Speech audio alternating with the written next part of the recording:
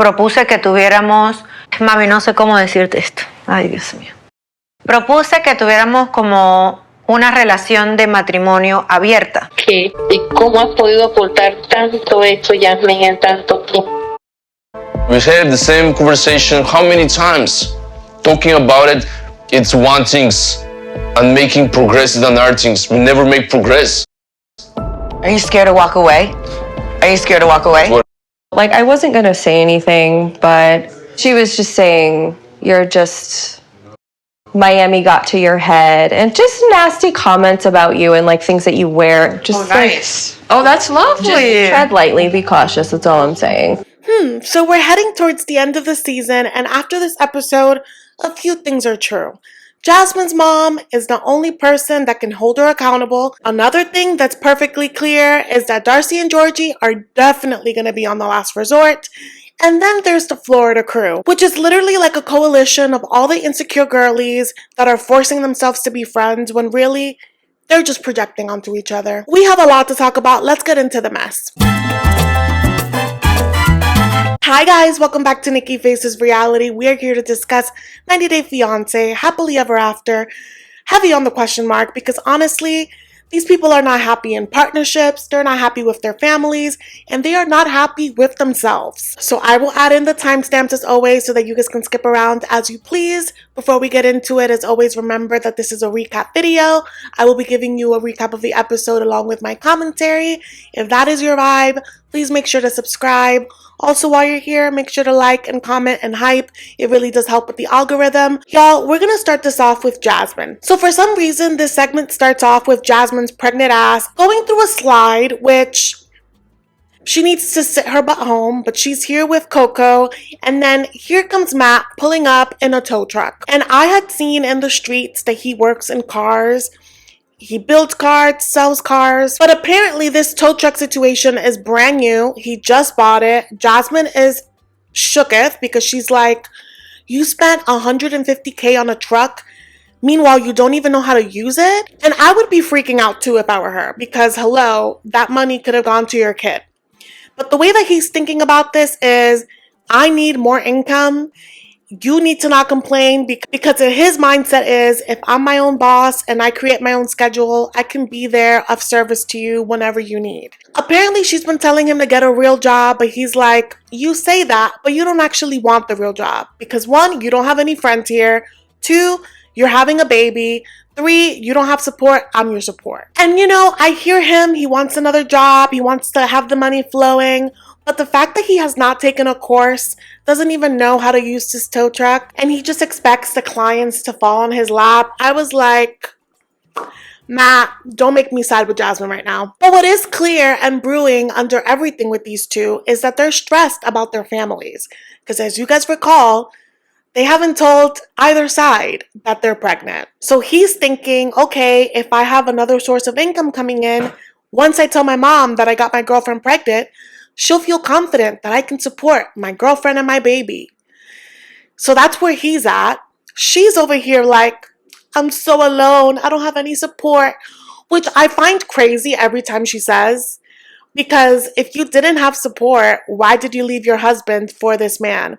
Also, isn't it just so funny how when she was with Gino, Matt was like the fruit that fell from heaven. He was everything. He was perfection. She's just so hot and cold because now that it's just them, she's like, you don't support me.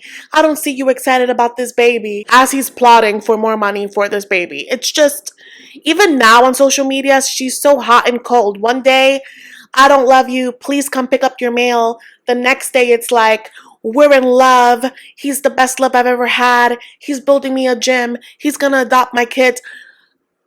My head hurts. The last thing I saw is that they both shaved their heads.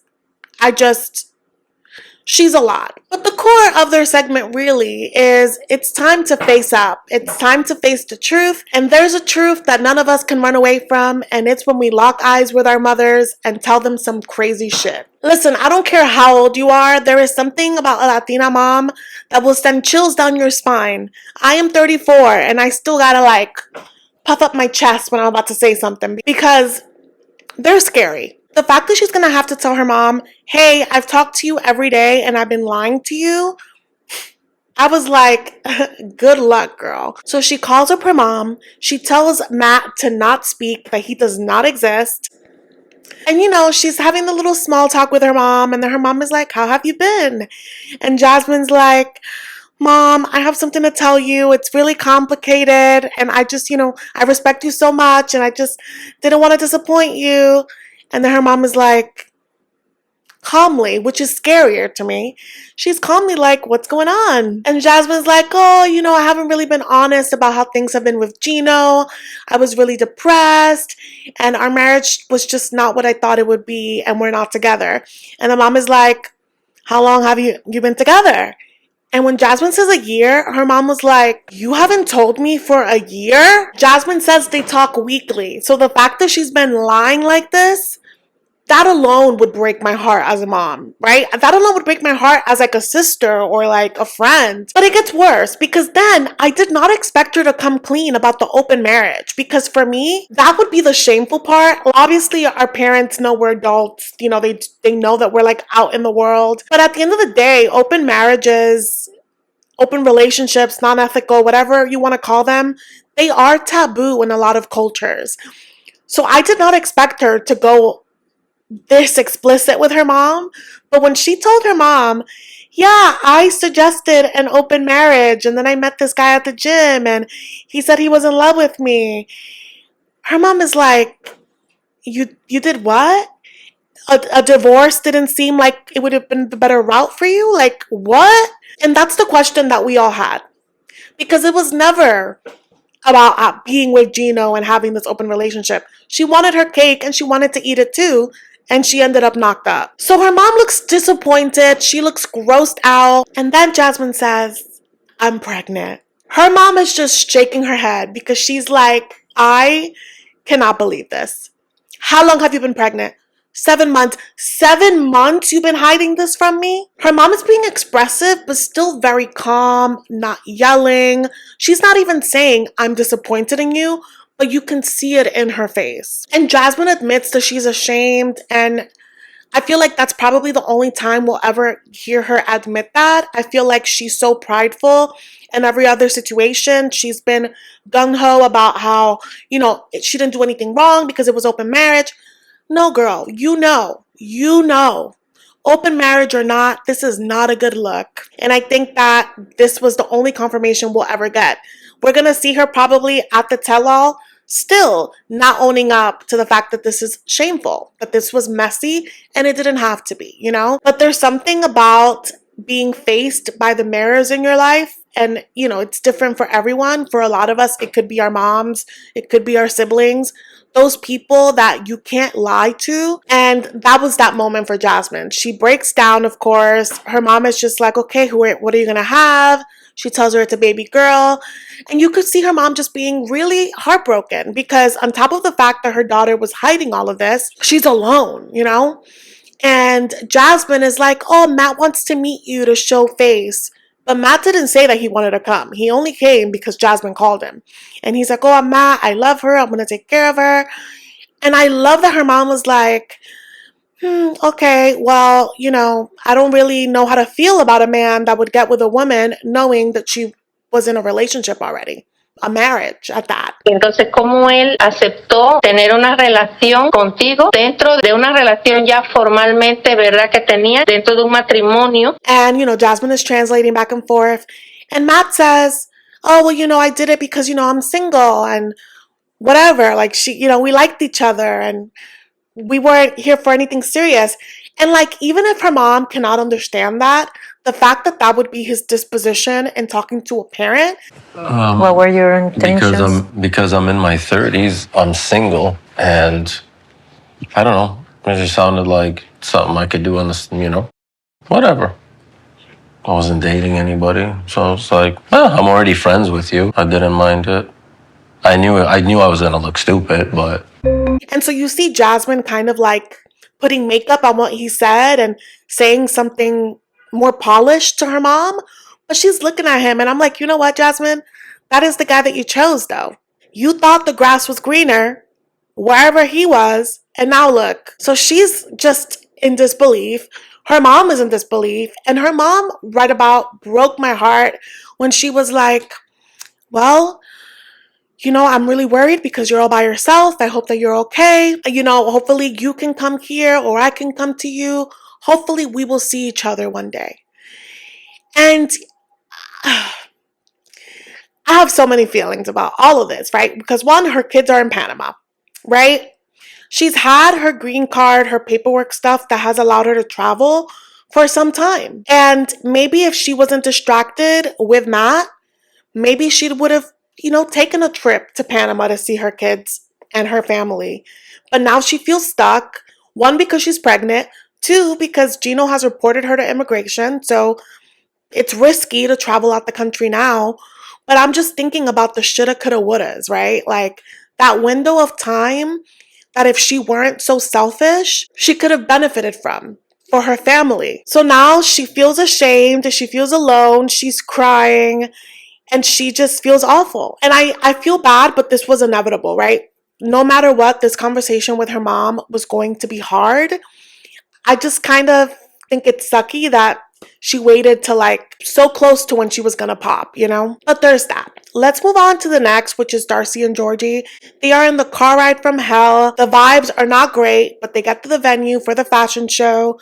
The twins rush off to get dressed, and Georgi and Florian are having this talk. And I like Florian as like a character, but Florian is nobody's friend. He's not Stacey's friend. He's not Darcey's friend. He's not Georgi's friend.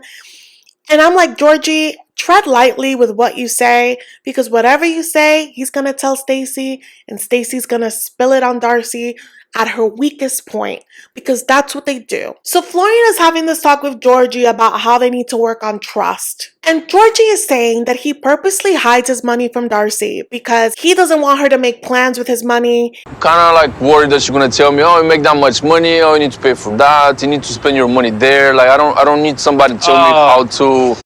Yeah, like, oh, why don't buy that? Why don't pay the bill? Why don't do that? Why don't do that? This you say for you. And I'm like, Georgi, that's shady as fuck. Because you have responsibilities. As a member of your household, as a member of your marriage, like you have things to spend on, and it is unfair to make it her sole responsibility. And I get it that maybe he's like, I don't want her to start saying that I gotta spend, on unnecessary things. But then you can say, no, it is my money. No, I will gladly take care of the things for our needs. But in terms of wants, he can decide what he spends on. But the fact that his disposition is, I'm not going to tell her anything at all, that is not okay. So while I think that Georgi doesn't explain himself the best, I feel like I understand what he's saying and where his frustrations lie. I want to invest on something. I want it to have freedom in a way. And I do think that it takes him a long time to really get to the point of things. And it allows for Florian and Stacey and Darcey to just jump on him and then not let him really complete a thought. So Florian is here judging him. And I'm like, Florian, you haven't had a job the entirety of your marriage. Like, you are not one to judge. So I'm like, okay, this conversation really does not need to happen. But ultimately, Georgi's like, I want my freedom. I want to be able to decide what I do with my money. The problem is that I do agree. He doesn't say we. It's always me, my vision, X, Y, and Z. And he claims that he's like this because Darcey is that way. She controls all of their moves. But I think that instead of being tit for tat, he should probably lead by example. Show her what it is that you are envisioning for you guys together. But he's just like, I'm tired of having the conversation over and over again. She apologizes. She says that she's going to do better. And then we're back at the same spot. And I do agree that they do go through cycles. But again, just like I've said, when Darcey goes crazy, he also has changes to make. This isn't like a blame game where one person is worse over the other. I think that they both need some work, But then it's time for the fashion show. The twins are bickering backstage because you know them. They like to ask for advice, but not too much because they don't like to look like they are beneath the other. It's so strange. Walk with it a little bit up, pop the collar. I know, relax. Focus on you. But they go through the fashion show. They do a great job. They leave the venue. They're back at the hotel room. Darcey has asked this man like 5 times, are you proud of me? Are you sure? And immediately he's like, because I don't feel like you're really excited to support your wife. And it's like, I get your feeling.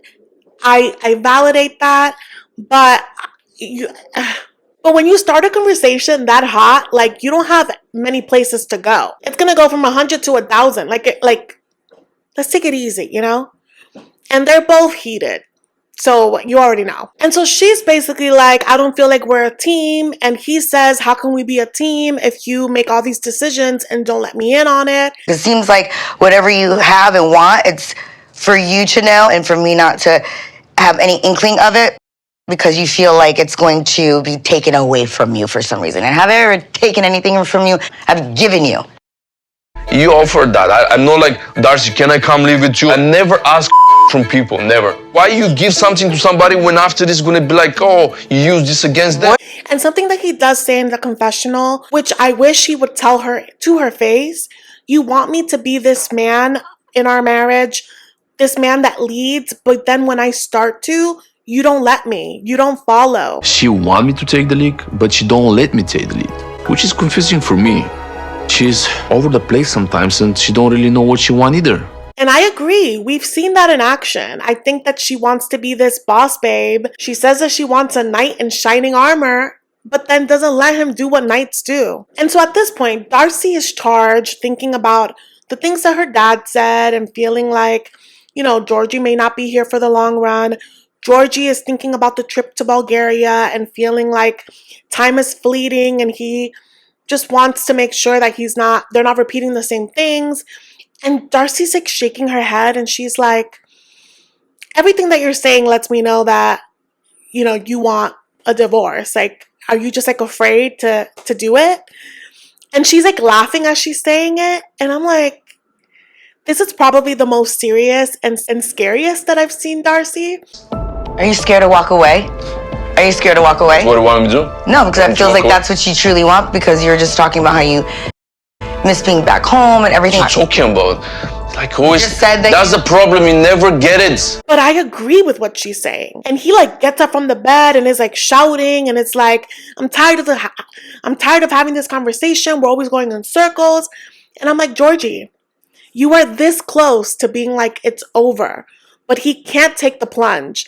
And I wonder why. I do believe that they love each other, but I do believe that he hates her with equal measure. And I don't think that Darcey hates him, but I don't think that she actually knows what she wants, because she flip-flopped so much and she's so impressionable.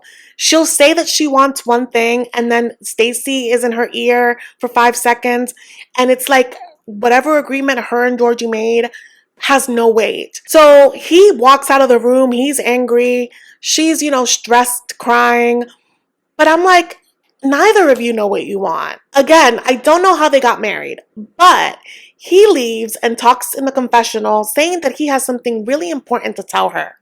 But he's waiting for a moment where she's calm. Good luck with that. Like, when is Darcey? This is probably the calmest we've ever seen her. So yeah, I really do think that these two are going to be on the last resort. I think that they keep teasing that they need help. But honestly, what everyone in the show needs is one-on-one therapy. I think that couples therapy is just the cherry on top. I feel like a lot of these issues are personal, that are triggered when they're with their partner. You know what I mean? Anyway, let's get to the Florida crew. Okay, so I'm gonna get through this as quickly as I can because it was so stupid. We have Jovi and Yara in their room. Yara is wearing these latex leggings, which I think is very fitting for the conversations that are gonna take place, but she looks great. In comes Libby and Andre. They want to pregame with them, okay? When really it's just an opportunity to talk shit, okay? The guys are asking them, how was girl time earlier? Yara's like, oh my god, well, her and Lauren ended up fighting. To which Libby says, well, Lauren just dug up the past. She just won't let it go. It's very easy to request people to let things go when you are the aggressor. And so this pug face tells her husband, yeah, I just told her to talk with you because it just seems like the things that she's mad at are with you. And then we see Libby and Yara go to the bathroom. And Yara's like, I think that you're amazing. I think Lauren is amazing. And I just want us to get past this. To which Libby says, I didn't really want to say this, but like, She makes fun of your outfit. She says that you've really let Miami go to your head. Yeah, she's just said some really mean things about you.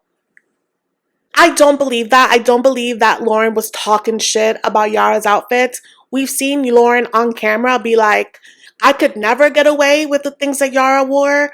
But it wasn't for me in a mean girl way. It was more so like Yara is giving the Real Housewives and Lauren gives soccer mom. Like it's different vibes.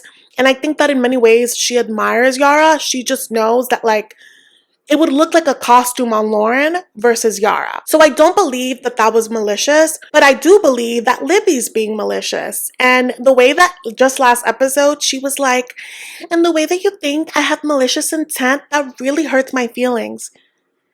But look at her. That was so unnecessary. And so now Yara is feeling away because she's like, oh my God, I thought me and Lauren were becoming friends. Like, that's so hurtful. And not only is it just like out of pocket for Libby to say that, whenever someone says, yeah, this person told me that, I always look at them and I'm like, okay, and what made them feel so comfortable to discuss that with you? Because if someone feels comfortable to shit talk about someone else to you, that means that you guys have a relationship where you shit talk that other person too. So Libby did herself zero favors with that, and I wish that Yara would have clocked her on that. But it's just so clear that Libby just wants to form some sort of alliance with Yara. Like when they got to the bathroom, she was like, yeah, you and I are just like so chill, so calm. Like we're so not about the drama. Meanwhile, her and her demon husband have started every single issue here. Because even in the last episode, when Lauren dug up the past, Yara was the one that brought it up and Lauren said her piece. So again, it's just, Lauren is not the most likable girl, but in this situation, I really do feel like she's being bullied. And it's just a very weird mean girl dynamic. But now they all have to get into this van and awkwardly go to this bar, and you just know that it's gonna be BS. So they get to the bar, they're all doing shots, you already know drinks are flowing, and with drinks come courage. So Alexi finds a moment to be like, listen, before we continue to drink, I think that we need to clear the air. Libby, I feel like when you addressed the whole body shaming thing, I felt like that was premeditated. And that was absolutely premeditated. But they're still holding on to the fact that her husband was called a dick. And freaking Andre is bringing up shit from episode 1 about Noga, to which Lauren had already apologized 100 times on camera, off camera. She apologizes again. He apologizes for reading the text. She ends up crying. At this point, I think Lauren has had a few drinks. She starts crying. They kind of make up. But little does Lauren know that she's hugging Judas, because as this is happening, Yara is talking to Jovi like, oh my God, Libby told me that Lauren has been talking shit, making fun of me. And as we know in this trip, Yara is very sensitive about people making fun of her looks. Jovi wants to wear a cape because he was just, the villain the last 2 episodes. So the minute he finds a moment, he grabs Lauren and he's like, yeah, so Yara, do you want to tell Lauren that thing that Libby told you that you didn't want to talk about? And just even that alone, I was like, okay, Jovi, I get it. You don't want your wife to like feel bad and you don't want her to have this chip on her shoulder, but you should have let her have this conversation when she was ready. Also, having these tough conversations while drinking is never it. So now they're both standing awkwardly next to each other, and Yara's like, yeah, Libby told me that you make fun of, how I dress, that you think Miami got to my head. And Lauren's like, I did not say that. I would never say that. I did say that you are very Miami in like a compliment way. She was like, I did say that I admire the way that you dress, that I can't get away with a lot of those things. But she's like, listen, like even as I was getting ready for this trip, I was picking out outfits that I thought that you would like and just to match your vibe. I've said it time and time again, when I'm with you, you inspire me to put makeup on and to dress up. And Yara's like, yeah, I really don't want to be around people that like talk crap about me. Like I can get over it, but I'm always going to look at you differently. And Lauren's like, I promise you, I would never say something like that. And then it takes a weird turn because Lauren really wants to drive home that she did not say those things. So she's like, listen, I'll admit, I'm jealous of you. Look at you, your hair, your body, the risks that you take. You're so beautiful. So yes, I'm jealous of you, but I didn't say anything bad about you. I'm gonna tell you, I am jealous of you. Why? I am jealous of you. Why not? You've got this gorgeous hair, this amazing body. You can walk out confidently in whatever you want. That's it. The truth. I'm jealous of you. I admit it. And I wanted to be like, Lauren, get up. You are gorgeous. You don't need to be self-deprecating to make someone like you. Also, this is a web of mess that you did not make. So I was just like, girl, have some dignity. You don't have to do any of this for anybody. So it was just so weird. Lauren felt really cornered and she was just like, I need to go. So Yara and Jovi leave first. Lauren goes to her husband and she's like freaking out, but she's not making any eye contact with Libby. And they just leave Andre and Libby by themselves at the bar. And Lauren is basically like, I want nothing to do with Libby ever again. Like, I obviously cannot trust her. Like, look at the way that she is constantly putting me in the worst situations. They literally selected these insecure girls that have spent all of their days projecting onto each other. Really, who needs friends like these? Even as co-workers, like I could never. You would be at arm's length, nothing more. We would not be texting. We would not be doing these side quests unless there's a check attached. I could totally see a world where Lauren just said, yeah, like Yara makes some bold choices. I could never. And Libby twisting it to be the worst thing. And the way that she was like, oh, I've been burned by Lauren before, so I just wanted, Yara to watch her back. If you cared about Yara, you would protect her feelings. You wanted to do that to hurt her. And everything that Libby does is so intentional. When they got to the bar and she said it in front of Lauren, oh yeah, we were pre-gaming before this, knowing damn well they didn't invite Lauren. All of that is intentional mean girl activity. And I'm just like, please, I never want to see them on the show again. They're just so, not only are they not entertaining, I just really can't stand people that act like their shit don't stink. And if you're going to be a villain, own it. But to throw a stone and then hide your hand the way that Libby does, no. No, thank you. I want no parts. At this point, what do you think? I definitely foresee a world where Lauren does end up forgiving Libby down the line, but I really do hope that they get dragged through the mud at the reunion. But I think we're like 2 episodes away from the tell-all. And then next week, we're going to see Jasmine's birth. We're going to see Gino find out that he is legally responsible for this baby until that divorce goes through. And yeah, it just looks juicy. But yeah, you guys, that was it for the recap. Please let me know your thoughts in the comments. Thank you guys so much for watching, and I will see you in the next one. Bye.